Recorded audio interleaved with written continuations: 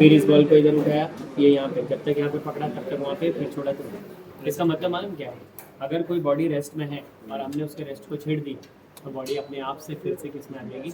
Rest में। इसी को हम लोग लीच एटलस प्रिंसिपल बोलते हैं। Any system is in equilibrium and we try to change their equilibrium by changing their pressure, volume, concentration.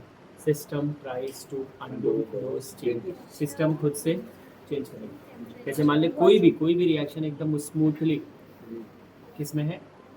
Equilibrium में, और हमने उसका कॉन्सेंट्रेशन बढ़ा दिया, प्रेशर बढ़ा दिया, टेम्परेचर बढ़ा दिया, वॉल्यूम बढ़ा दिया, तो सिस्टम हमारी परमिशन नहीं लेगा, वो खुद से फिर से इक्विलिब्रियम में। इसमें सबसे इम्पोर्टेंट फैक्टर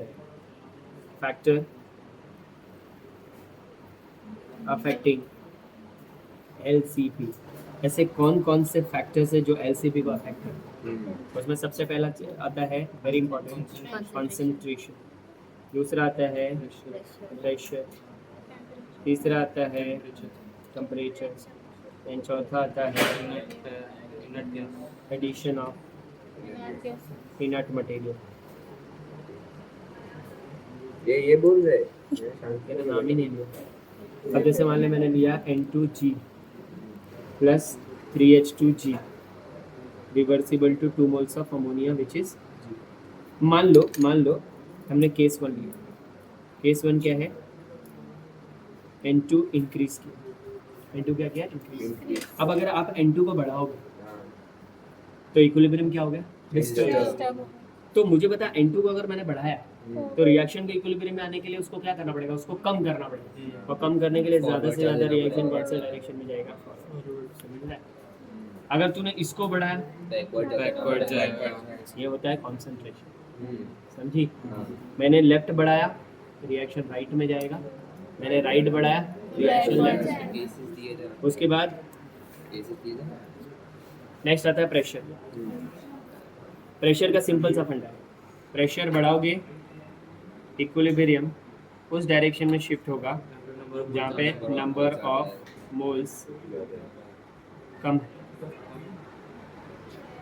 तुमको ही नहीं याद होता है। मुझे एक बात बता, इधर कितना है? 3 और 1 4, और यहाँ पे कितना है? 2। अगर प्रेशर बढ़ाओगे तो नंबर ऑफ मोल्स कौन से डायरेक्शन में कम है?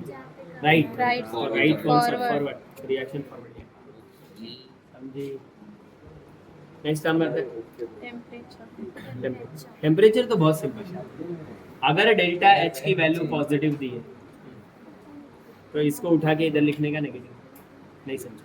जैसे N2G plus 3H2G 2 moles of ammonia G, delta H value दिया है नेगेटिव, तो इस रिएक्शन को कैसे लिखेगा? मैंने N2 प्लस डेल्टा H, क्योंकि नेगेटिव था तो इसलिए इधर एडिशन किया प्लस।